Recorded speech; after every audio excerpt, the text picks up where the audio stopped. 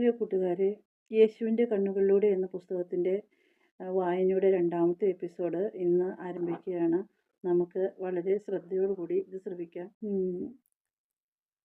ഈശോ 6/2/1996 ഈ Allen C Emerson എന്ന് പറഞ്ഞ ആൾക്ക് ദർശനം കൊടുത്ത കാര്യങ്ങളാണ് ഇപ്പോൾ നമ്മൾ വായിക്കാൻ പോകുന്നത്. ഈശോ 6/2/1996. ഞങ്ങൾ അടുത്ത ഗ്രാമത്തിലെ വഴിയിലൂടെ നടക്കുമ്പോൾ എൻ്റെ ശിഷ്യന്മാർ തൊട്ടു മുമ്പ് പട്ടണത്തിൽ വെച്ച് സംഭവിച്ച ചില കാര്യങ്ങൾ ചർച്ച ചെയ്യുകയായിരുന്നു. പത്രോസ് എന്നെ പുകഴ്ത്തിക്കൊണ്ട് ഉച്ചത്തിൽ പറഞ്ഞു, സത്യമായും നമ്മുടെ ഗുരു മിശിഹായാണ്. സംഭവിച്ച അത്ഭുതങ്ങൾ നോക്കുക, സൗഖ്യം പ്രാപിച്ച ആളുകളെ കാണുക, യേശു പങ്കുവയ്ക്കുന്ന സ്നേഹത്തെ ദർശിക്കുക. നിശ്ചയമായും അവനാണ് കർത്താവ്. യാക്കോബും യോഹന്നാനും സമ്മതിച്ചു. എന്നിട്ട് വലിയ ആവേശത്തോടെയും നിറഞ്ഞ സന്തോഷത്തോടെയും അവർ നൃത്തം ചെയ്യുവാനും പാട്ടുപാടുവാനും തുടങ്ങി. കർത്താവ് വന്നല്ലോ, കർത്താവ് വന്നല്ലോ. തുടർന്നും ദൈവസ്നേഹത്തെക്കുറിച്ചും മറ്റും അവർ ചർച്ച ചെയ്യുകയും ദൈവത്തെ മഹത്വപ്പെടുത്തുകയും ചെയ്തുകൊണ്ടിരുന്നു. ഞങ്ങൾ അടുത്ത ഗ്രാമത്തോടടുത്തപ്പോൾ യാക്കോബ് മുന്നോട്ട് ഓടി വന്നിട്ട് ചോദിച്ചു, ഗുരു, ഇന്നിവിടെ എന്തെങ്കിലും അത്ഭുതങ്ങൾ സംഭവിക്കുമോ? ഞാൻ അവനെ നോക്കി. വളരെ ചെറുപ്പം, തീർത്തും നിഷ്കളങ്കൻ, നിറഞ്ഞ സ്നേഹമുള്ളവൻ, വലിയ വിശ്വാസിയും. എല്ലാ മനുഷ്യരും ഇവനെപ്പോലെ ആയിരുന്നെങ്കിൽ എന്ന് ഞാൻ ആശിച്ചുപോയി. ഞാൻ യാക്കോബിനോട് പറഞ്ഞു, ശക്തമായ വിശ്വാസമുള്ളിടത്ത് അത്ഭുതങ്ങൾ സംഭവിക്കും. അത്ഭുതങ്ങൾ സംഭവിക്കുന്നത് വിശ്വാസം ശക്തിപ്പെടുത്തുന്നതിന് വേണ്ടിയാണ്. അപ്രകാരം ആളുകളെ ദൈവത്തിങ്കലേക്ക് മടക്കിക്കൊണ്ടുവരുന്നതിനും ആത്മാക്കളെ രക്ഷിക്കുന്നതിനും വേണ്ടിയാണ് ഇവിടെ ഈ സ്ഥലത്ത് അത്ഭുതം നടക്കേണ്ടത്. ആവശ്യമാണെന്ന് വരികിൽ അപ്രകാരം സംഭവിക്കും. യാക്കോബ് നിറഞ്ഞ പ്രതീക്ഷയോടെ എന്നെ നോക്കി പുഞ്ചിരിച്ചു. കർത്താവേ, എന്നെ വിളിക്കുന്ന ഒരു സ്വരം, നമ്മൾ എവിടെ താമസിക്കും? എങ്ങനെ നമ്മൾ ഭക്ഷണം വാങ്ങിക്കും? എന്തെന്നാൽ നമ്മുടെ കൈവശം വളരെ കുറച്ച് നാണയങ്ങൾ മാത്രമാണുള്ളത്. നമ്മുടെ ഭക്ഷണാവശ്യങ്ങൾക്ക് പോലും തികയില്ല. ഒരുപക്ഷെ ആളുകൾക്ക് സൗഖ്യം പ്രദാനം ചെയ്യുമ്പോൾ പണം ആവശ്യപ്പെടുന്നത് നന്നായിരിക്കും. ഞാൻ യൂദാസിനോട് മറുപടി പറഞ്ഞു, ഞാൻ എന്തു നൽകുന്നുവോ അത് ദൈവത്തെ മഹത്വപ്പെടുത്തുന്നതിന് വേണ്ടിയാണ്.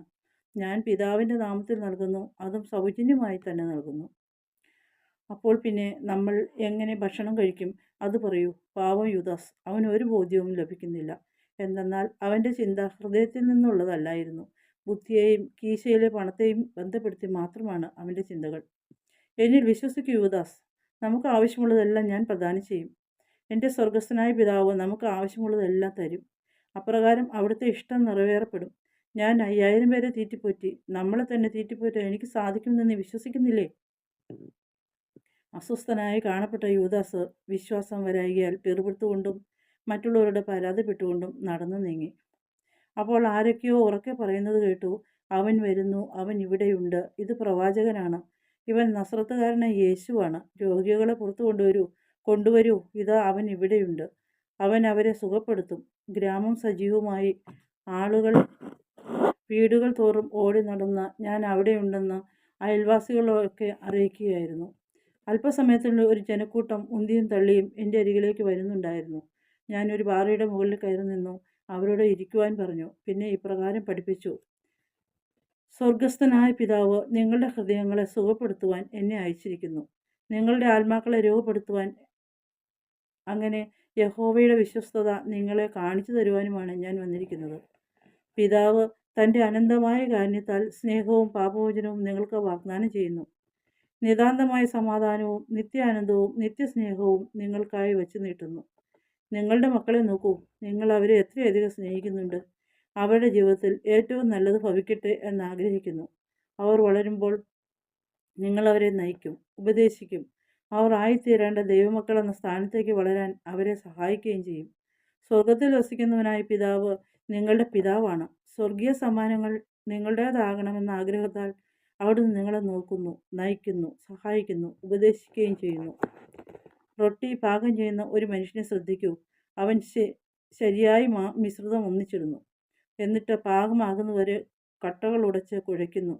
തീയുടെ ചൂടേറ്റ് റൊട്ടിയുടെ പാകത്തിലേക്ക് അത് പൊന്തുന്നു. അതുപോലെ തന്നെയാണ് ദൈവമക്കളും. നിങ്ങളിൽ അടങ്ങിയിരിക്കുന്ന സാധ്യതകൾ പരമാവധി വികസിക്കുവാൻ വേണ്ടതെല്ലാം അവിടുന്ന് ഒരുക്കിത്തരുന്നു. എന്നിട്ട് തൻ്റെ സ്നേഹത്തിൻ്റെ ഇളം ചൂട് വാഗ്ദാനം ചെയ്യുന്നു. പരിശുദ്ധാത്മാവിലൂടെ നിങ്ങളുടെ ആത്മാവിന് ചൂട് പകർന്നുകൊണ്ട് നിങ്ങൾ എന്തായിത്തീരുന്നുവോ അത് ആക്കി തീർക്കുന്നു. നിങ്ങൾ ചെയ്യേണ്ടത് ഇത് മാത്രമാണ്.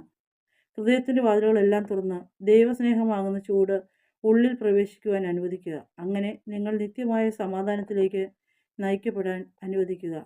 പ്രിയമുള്ളവരെ, നമ്മുടെ ഇന്നത്തെ ഈ എപ്പിസോഡ് ഇവിടെ അവസാനിക്കുകയാണ്. പ്രാർത്ഥനയോടുകൂടി നമുക്ക് നാളെ കാത്തിരിക്കാം.